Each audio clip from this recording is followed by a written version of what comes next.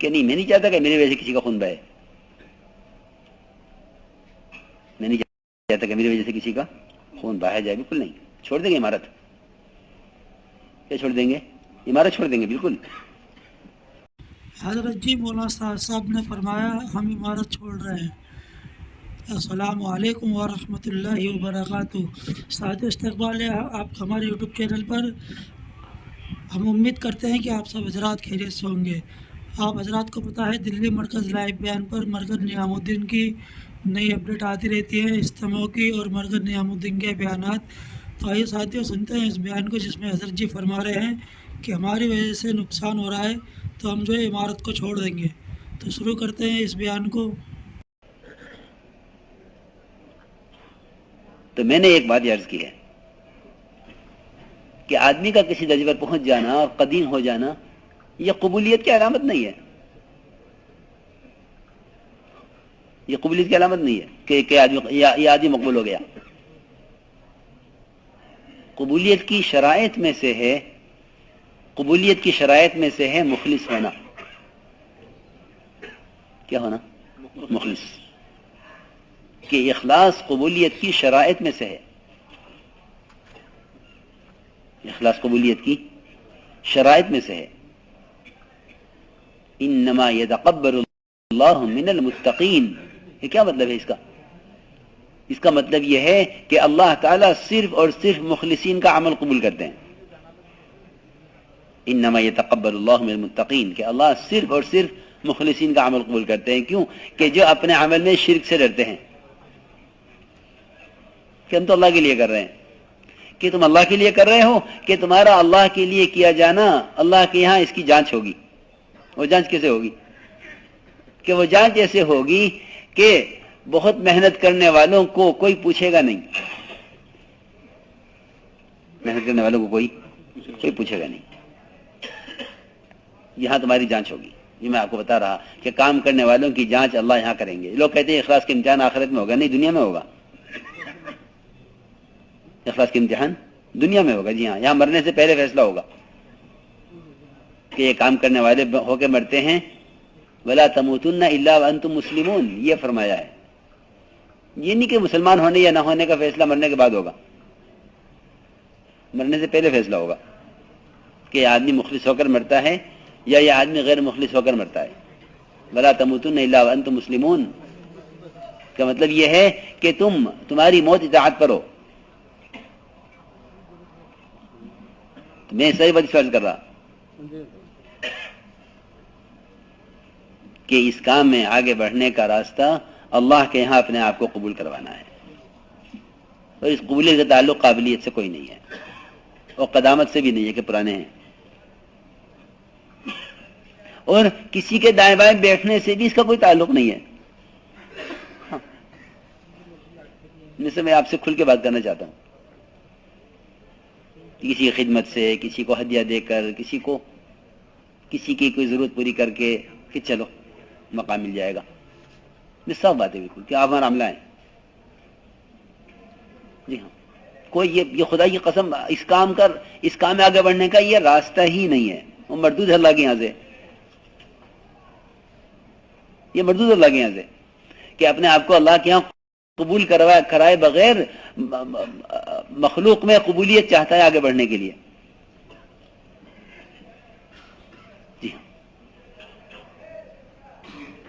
تو سہیل بن عامر اور حارث بن ہشام یہ دونوں بیٹھے ہوئے تھے حضرت عمر رضی اللہ عنہ کے دائیں بائیں۔ حضرت عمر کے پاس پہنچنا آسان کام نہیں تھا، لوگ سفارش سے اندر داخل ہوتے تھے مشورے میں، جن کی حیثیت ہوتی تھی حضرت عمر کے یہاں، لوگ ان سے کہتے کہ تم جاؤ گے ہمیں بھی ساتھ لے جانا، کسی طرح ہم بھی داخل ہو جائیں اندر۔ تو وہ سہیل بن عامر حارث بن ہشام یہ دونوں آئے تو حضرت عمر تنہا بیٹھے ہوئے تھے، یہ دونوں دائیں بائیں آگے بیٹھ گئے اور یہ مطمئن یوں تھے کہ ہمیں یہ مقام مل گیا ہے، اب ہم یہاں سے کہیں نہیں جائیں گے۔ میں آپ کو یہ سمجھانے کے لیے قصہ سنا رہا ہوں کہ کوئی کسی کا دایاں بایاں بن جائے تو یہ قبولیت کی علامت نہیں ہے۔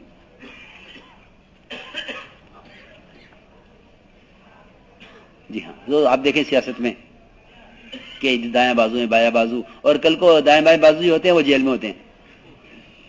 ہاں، وہاں سے کہاں سے کہاں گرتے ہیں. بقول حضرت کے کہ جو لوگ سہارے کا جو سہارے کا محتاج ہو وہ تو جنازہ ہے. کس کا محتاج ہو؟ سہارے کا، کہ وہ تو جنازہ ہے، جنازہ جاتا ہے سہاروں سے. اور حق کہ حق تو بغیر سہارے کے چلتا ہے، باطل مردہ ہے اور باطل کو سہارے کی ضرورت ہے. تو اگر کوئی آدمی چلنے کے لیے سپورٹ چاہے اپنے لیے تو کیا ہے؟ وہ مردہ ہے. وہ اگر وہ زندہ ہوتا تو اس کو سہارے کی کیا ضرورت تھی؟ تو یہ دونوں سہیل بن عمرو حارث بن ہشام یہ حضرت عمر کے پاس بیٹھے ہوئے تھے. تھوڑی دیر کے بعد انصار مہاجرین تقاضے پورے کر کے، قربانیاں دے کے، محنتیں کر کے وہ آنے شروع ہوئے. تو حضرت عمر نے فرمایا سہیل ذرا پیچھے ہٹو، حارث تم ذرا پیچھے ہٹو.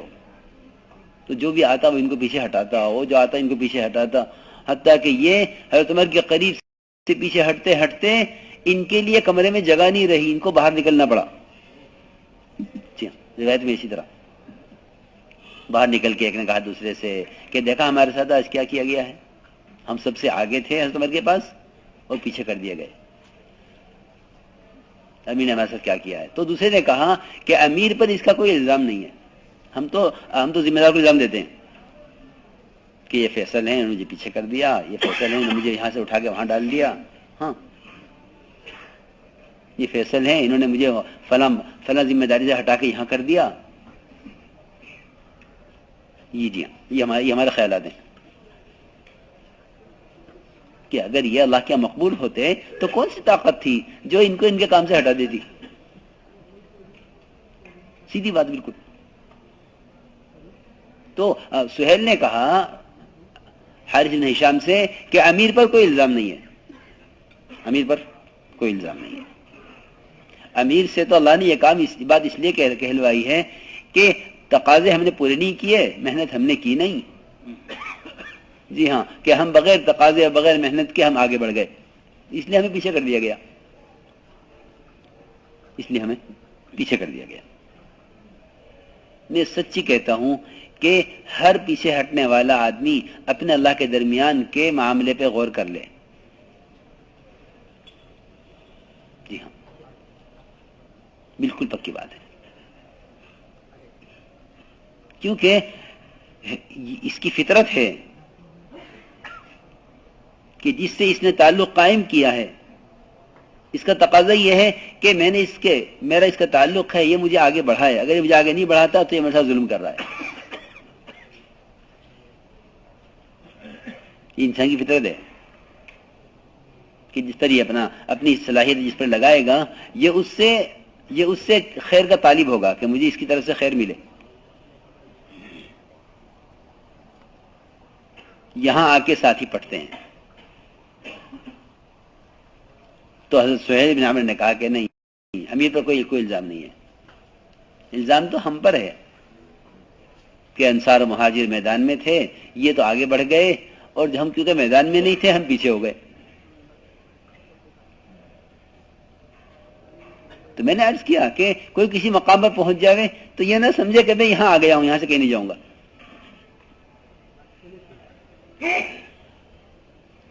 اس لیے میرے محترم دوستو، اپنے آپ کو اللہ کے ہاں قبول کرواؤ.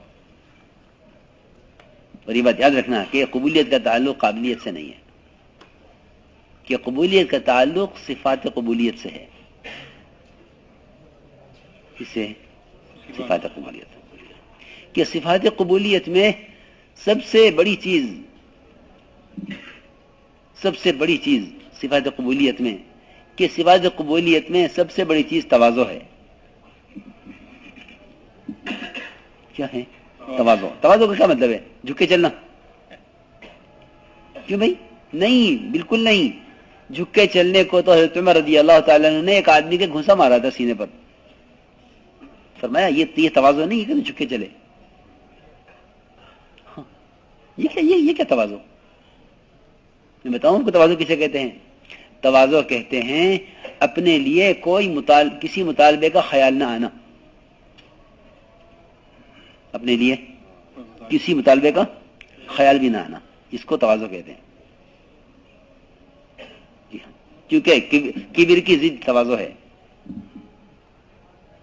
کبر اس کو کہتے ہیں کہ ہم اس قابل ہیں، ہم اس قابل ہیں، ہم سے یہ کام لیا جائے، ہم سے یہ کام لیا جائے. یہ سب کبر کی لائن کی چیزیں ہیں. صحابی نے خود کہا کہ یا رسول اللہ کیا آپ مجھے استعمال نہیں کرتے، مجھ سے کام نہیں لیتے آپ؟ خود صحابی کہہ رہے کہ آپ مجھے استعمال نہیں کرتے. تو آپ کا جواب یہ ہے کہ یہ چاہنے والا اللہ کے یہاں مقبول نہیں ہے. جی ہاں، دیکھو روایتوں میں الا تستعملونی، کہ جس میں اس کی چاہت ہے اس کے ساتھ اللہ کی مدد نہیں ہے. کیونکہ مدد نہیں ہے کہ کیا مطلب ہے کہ اللہ اس کو چاہتے نہیں ہے. بہت موٹی بات عرض کر رہا. تو میں نے آپ کو بتا دیا کہ تواضع یہ نہیں کہ آدمی جھک کے چلے. تواضع یہ ہے کہ کام کرنے والے کے دل میں کوئی مطالبہ نہ ہو اپنے لیے قطعاً. اگر مطالبہ ہے تو یہ مخلص نہیں ہے، یہ پکی بات ہے. یہ خدا کی قسم، یہ پکی بات ہے. اگر مطالبہ ہے تو یہ مخلص نہیں ہے. اگر مطالبہ ہے تو یہ مخلص نہیں ہے. ہم یہ کریں، ہم سے یہ کرایا جائے. شرم آنی چاہیے. کیا نہیں چاہیے؟ شرم آنی چاہیے کہ بندہ اس کام میں آگے بڑھنے کے لیے وہ راستے اختیار کرے جس میں وہ اللہ کے یہاں سے مردود ہو جاوے، کہ ہم سے یہ کام لیا جائے. جی ہاں، مخلصین وہ تھے کہ عمر خطاب رضی اللہ تعالی عنہ وہ کام کر کے کہ میرے بعد نبی ہوتے تو عمر ہو سکتے تھے، وہ یہ کہیں کاش میری ماں نے مجھے جنانا ہوتا، کاش میں اپنے گھر والوں کا بکرا ہوتا، کاش میں کسی درخت کا پتا ہوتا کہ اونٹ مجھے نگل جاتا، کھا جاتا، پھر مینگنی کر کے نکال دیتا، پھر مینگنی وہ ہوا میں اور جو ہے اس میں مٹی میں مل کے ختم ہو جاتی. یہ ہوتی ہے مخلصین کی تمنا. یہ نہیں ہم اتنے سال سے ہیں، ہمارے ساتھ کیا ہوا، ہم اتنے سال سے ہیں، ہم سے کیا کام لیا گیا، ہم اتنے سال سے ہیں، ہماری کیا ترقی ہوئی. یہ تو آپ دیکھیں ملازمتوں میں ہوتا ہے دنیا میں. 10 سال سے کام کر رہے، 20 سال سے کام کر رہے، کیا ہماری کیا ہاں کتنی ترقی ہوئی. ہمارے یہ کیا اس کا تصور ہی نہیں ہے کہ متواضع شخص اس کو کہتے ہیں جس کا مخلوق سے کوئی مطالبہ نہیں ہے. کیونکہ تواضع کا مطلب یہ ہے کہ وہ اپنے آپ کو اس قابل سمجھتا نہیں ہے. اس قابل سمجھے گا تو مطالبہ کرے گا، اس قابل سمجھے گا تو لڑے گا. مطالبہ کیا کرے گا؟ لڑے گا. میرا بیان نہیں کرایا، مجھ سے ہدایت نہیں دلوائی، مجھ سے یہ نہیں کرایا، مجھ سے وہ نہیں کرایا. جی ہاں، اور اتنا ہی نہیں بلکہ اپنے حمایتوں کی اپنی حمایت کرنے والوں کی طرفداری کرے گا کہ میری حمایت کرے وہ میرے ساتھ، تمہیں حمایت کرے وہ میرے ساتھ. میں سچی بتاتا ہوں، کام کرنے والوں کی جماعتیں اور ان کے فرقے اس لیے بنے ہیں کہ ہر حمایت کرنے والے کے ساتھ اس کا حمایت کرنے والا اس کے ساتھ ہو گیا. تو میرے ساتھ آ جاؤ، تو میری حمایت کرو، تو میری حمایت کرو. جی ہاں، ہم سب مل کر یہ کریں گے. جی ہاں، یہ پھر یہ دروازہ کھلتا ہے کام کرنے والوں میں. حالانکہ سنت یہ ہے، میں آپ کو بتاؤں کہ سنت کیا ہے. کہ سنت یہ ہے کہ اپنی حمایت کرنے والے کی طرف کوئی توجہ مت کرو. سنت یہ ہے کہ تمہاری حمایت کرے کہ اس کی طرف کوئی توجہ نہ کرو. جی ہاں، جب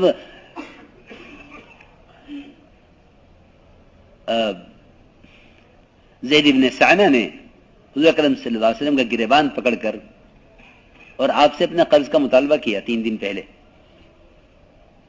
قصہ لمبا ہے، معروف قصہ ہے، وہ دھکا دیا آپ کو کیونکہ وہ صرف یہ دیکھنا چاہتے تھے کہ یہ نبی ہیں یا نہیں، ان کے اندر برداشت کتنی ہے. ساتھیوں کے برداشت کا بھی جو ہے نا اللہ تعالیٰ امتحان دلواتے ہیں کام کرنے والوں سے. دیکھو یہ کام والے ہیں یا نہیں ہیں، کیونکہ برداشت کرنا نبوت کی علامت ہے. ورنہ وہ آپ کا چہرہ بھی دیکھ چکے تھے، آپ کی وہ نبوت بھی دیکھ چکے تھے، سب دیکھ لیا تھا کہ ہاں یہ نبی ہیں. لیکن وہ برداشت دیکھنا چاہتے تھے، کیونکہ برداشت کرنا یہ نبوت کی علامت ہے. تو انہوں نے آپ کی گریبان پکڑ کے دھکا دیا آپ کو دیوار کے ساتھ، اور یہ کہا کہ تم قریشی ٹال مٹول کرتے ہو، وقت ادا نہیں کرتے.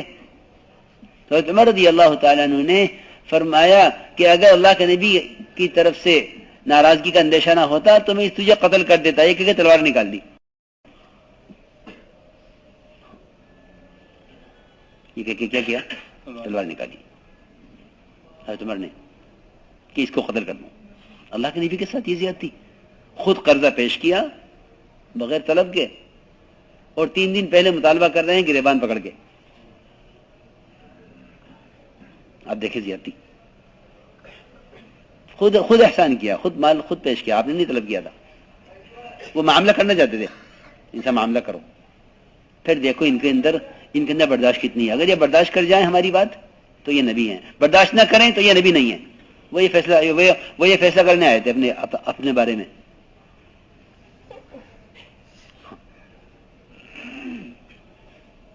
تو تم نے تلوار نکالی کہ اس کو قتل کر دو.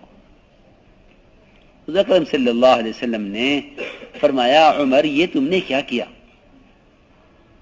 حالانکہ آپ کی حمایت میں کر رہے، صحابہ تو آپ پر جان دینے والے. آپ نے یہ نہیں کہا کہ عمر میری محبت میں کر رہے ہیں، چلو ٹھیک ہے عمر تم نے اچھا کیا، تم ہو میرے. جی ہاں، یہاں تو جو ہماری حمایت کرے گا کہ وہ ہمارے ساتھ. جی ہاں، ہمارے حمایتی ہمارے ساتھ، اور ان کے حمایتی ان کے ساتھ. تو بن گئے گروپ بننے میں کیا دیر لگتی ہے؟ کہ اپنے حمایتی کو دباؤ، یہ سنت ہے. کیونکہ جو آدمی اپنے حمایتی کو دبائے گا وہ حق پر ہے. جو اپنے حمایتی کو دبائے گا وہ حق پر ہے، اللہ کی مدد اس کے ساتھ ہے. اور جو اپنے حمایتی کا احسان سمجھے گا اپنے اوپر کہ وہ فساد بڑھائے گا اس سے. تو آپ نے فرمایا کہ عمر یہ تم نے کیا کیا؟ مجھ سے کہتے کہ میں اس کا حق ادا کر دوں، اور اس سے یہ کہتے کہ وہ مطالبہ طریقے سے کرے. میں عمر ان کو لے جاؤ اور ان کو لے جا کر ان کا حق دے دو، اور 20 سا کھجوریں ان کو زیادہ دینا. اللہ مجھے معاف فرمائے، مجھے نظر نہیں آتا اپنے کام کے ماحول میں کہ کوئی ایسا کام کرنے والا ساتھی ہو جو ستانے والوں پر احسان کرتا ہو. کن پر؟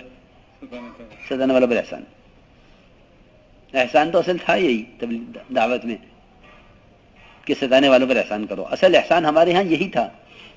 لوگ تو بیچارے یہ سمجھے کہ احسان کرنے والوں پر احسان کرو. اس سے امت کبھی نہیں بنتی، لوگ احسان کرتے ہیں احسان کرنے والوں پر. ہم ان پہ احسان کریں، ان کا ہم پر احسان ہے، ہم پہ احسان کریں، ان کا ہم پر احسان ہے. نہیں، نبوت کا تو مقام بہت اونچا ہے. وہاں حکم اس کا ہے کہ احسان کرو. کن پر؟ ستانے والوں پر احسان کرو. وہ سب سمجھیں گے کہ یہ نبی ہیں، کیونکہ نبی ہدایت چاہتے ہیں نا. تو کوئی ان کو ستاوے تو وہ بدلے میں احسان کہ زید ابن سانہ کو 20 سا کھجوریں زیادہ دینا عمر، کیونکہ تم نے ان کو دھمکایا ہے. روایت اسی طرح ہے. اپنا کوئی ذکر نہیں کہ اس نے میرے ساتھ کیا. جی ہاں، یہاں تو ساتھی کہتے ہیں کہ نبی والا راستہ ہے. کیا کہتے ہیں بیٹھ کے اس پہ ممبر پہ کہ نبی والا راستہ ہے، اور نبی والی تکلیف کے لیے تیار نہیں ہے. جی ہاں، کہ مجھ پہ ظلم ہو رہا ہے، مجھے ستایا جا رہا ہے. جی ہاں، یہ شکایت ہے. اور کہتے کیا ہے کہ نبی والا راستہ ہے، کہ راستہ یہ پکڑا ہے، اور شکایت کرتے ہیں. حضور اکرم صلی اللہ علیہ وسلم کو جب زخمی کر دیا گیا، آپ نے فرمایا کہ وہ قوم کیسے کامیاب ہوگی جب نبی کا خون بہا دے. اللہ نے فرمایا نبی جی آپ کو شکایت کرنے کا حق نہیں ہے. کن کی شکایت؟ کافروں کی. ہاں سنو میری بات دھیان سے ذرا، کہ نبی جی آپ کو کافروں کی شکایت کرنے کا حق نہیں ہے. کس سے؟ اللہ سے. تو بتاؤ مسلمان کو اپنے ساتھی کی اللہ سے شکایت کرنے کا، کیا ساتھی سے شکایت کرنے کا حق ملتا ہے؟ کہ شادی جا کے شکایت کریں کہ ہمارے ساتھ یہ کیا ہے. جب کافر کی شکایت اللہ کے یہاں کرنے کی اجازت نہیں ہے نبی کو. آپ غور کریں میری بات پر. لیس لک من الامر شیء، نبی جی آپ کو اس کا کوئی حق نہیں ہے. او یتوب علیہم او یعذبہم انہم ظالمون. ہم جانتے ہیں کہ یہ ظالم ہیں، ہم ان کو ہدایت دے کے معاف کریں یا ان کو جہنم میں ڈال کے عذاب دیں، ہمارا کام ہے. آپ کیا کریں؟ ہاں کہ آپ تو کام کریں. یہ دیکھیے، اور یہاں تو میرا کیا عرض کروں، حال ہی عجیب و غریب ہے. اس نے میری رائے کاٹ دی تو میں اس کی رائے کاٹ دوں گا، اس نے میری بات کاٹ دی میں اس کی بات کاٹ دوں گا. یہ جی ہاں، آپ غور کریں بات پہ میری.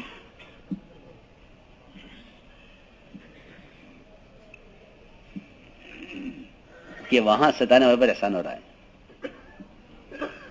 ستانے والوں پر احسان.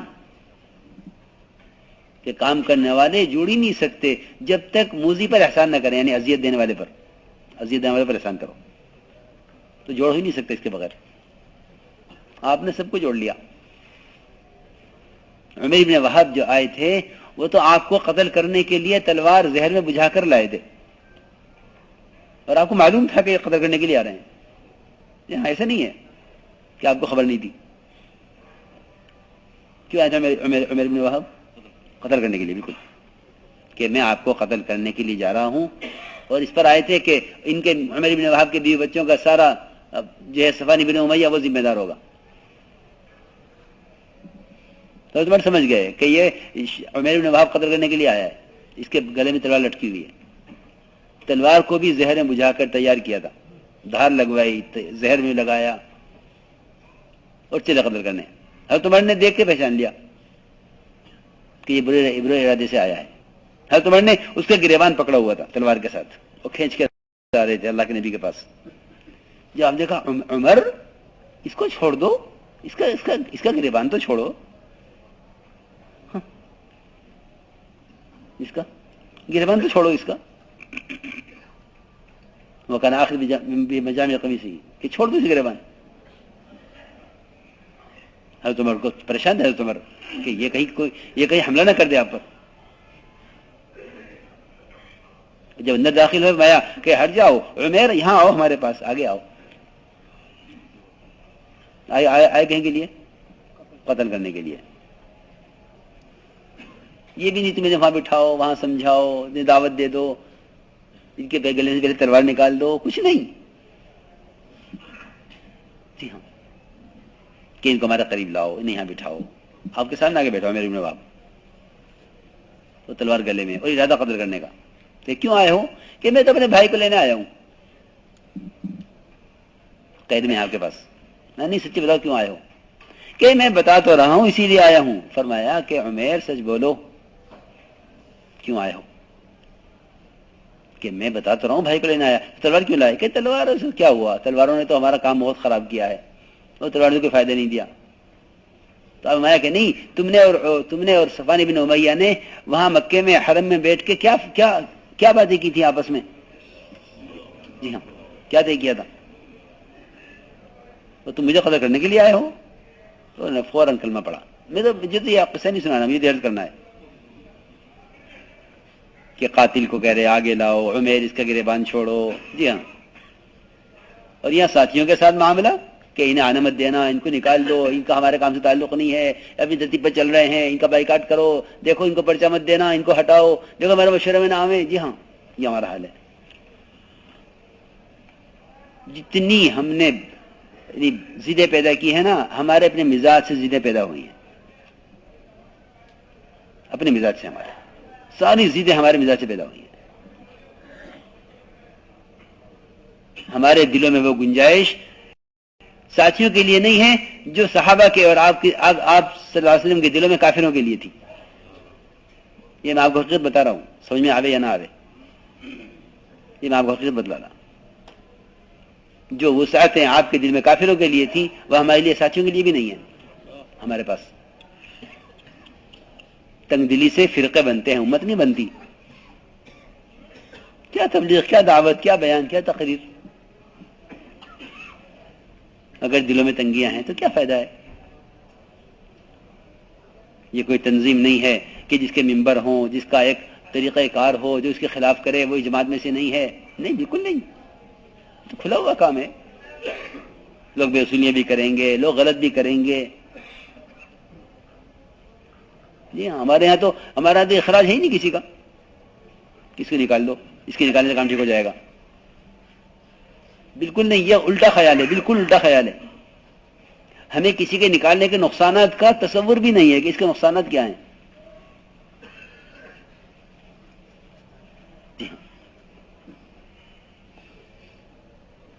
فیصل ہونا کوئی حاکم ہو، کوئی حکومت نہیں ہے کہ ہماری مملکت میں ہمارے حکم کے خلاف کر رہا ہے. بالکل نہیں، ہمارا تو کھلا ہوا کام ہے. ہمارا کھلا ہوا کام ہے. ہم قید نہیں لگاتے کسی پر، ان پہ قید لگاؤ، ان پہ قید لگاؤ. بالکل نہیں. ہمارا کام ہے ہی نہیں. تنظیم ہی نہیں ہے ہماری کوئی تنظیم ہی نہیں کہ قید لگے. تنظیمیں ہوتے ہیں، قیدیں لگتی ہیں کہ یہ کرنا، یہ نہیں کرنا، یہ نہیں کرنا، یہ نہیں کرنا.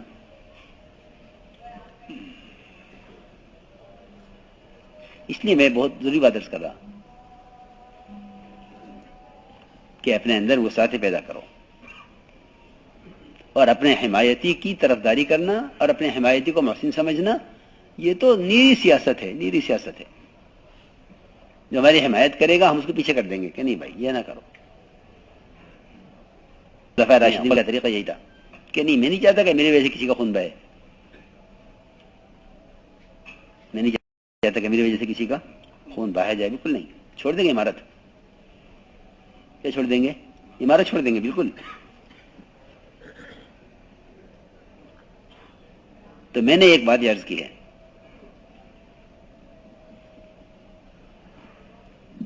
کہ اپنے آپ کو اللہ کے یہاں قبول کرواؤ، اور قبولیت کا تعلق صفات سے ہے. اور پہلی صفت تواضع ہے. تواضع کا مطلب یہ ہے کہ ہمارا کوئی مطالبہ نہیں ہے.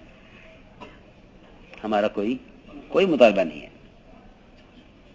اس لیے میرے دوستو عزیزوں، سب سے پہلا کام جو نبی کو دیا گیا ہے حکمن، اس کام کو کرنے کے لیے جو حکم دیا گیا ہے وہ نرمی کا حکم دیا گیا ہے. کس کا؟ نرمی کا. جی ہاں، کہ آپ نرم ہو کر کام کیجئے. وَخْفِضْ جَنَاحَكَ لِلْمُؤْمِنِينَ، کہ اپنے بازو جھکا دیجئے. کن کے لیے؟ ایمان والوں کے لیے. آپ تواضع پیدا کریں. اللہ تعالیٰ آپ کو دو جگہ دیکھتے تھے، ایک رات کے تہجد میں، قیام میں، اور ایک آپ کو صحابہ کے درمیان میں گشت کرتے ہوئے. صحابہ تو ساتھیوں، جیسے کہ ہم نے آپ کے سامنے رکھا ہے حضرت جی مولانا صاحب کا بہت امپورٹنٹ بیان. تو اس بیان کے متعلق آپ کی جو بھی رائے ہو، آپ اپنی رائے ہمارے ساتھ ضرور شیئر کریں. تو پھر ملیں گے اسی طرح اور کئی مرکز نعیم الدین بغلے والی مسجد کا اپڈیٹ لے کر اور بیاناتوں کے ساتھ. جب تک آپ حضرات اپنی دعا میں ہمیں یاد رکھنا. السلام علیکم ورحمۃ اللہ وبرکاتہ.